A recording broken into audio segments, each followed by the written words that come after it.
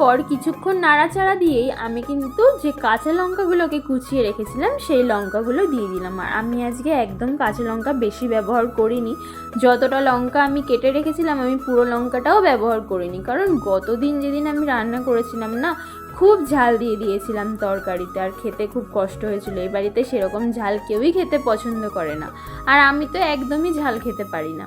তো তাই ঠিক করেছি আজকে কম দেবো লঙ্কা, যদি কারোর লঙ্কা প্রয়োজন হয় সে কাঁচা লঙ্কা চিড়ে খাবে।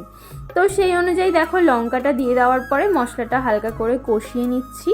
আর দেখতেই পাচ্ছ মশলায় বেশ ভালো তেল ছেড়েছে। তো এখন আমি যে তড়কাটা সেদ্ধ করে রেখেছিলাম, আমি কিন্তু তড়কাতে প্রায় 5টা সিটি মেরেছি।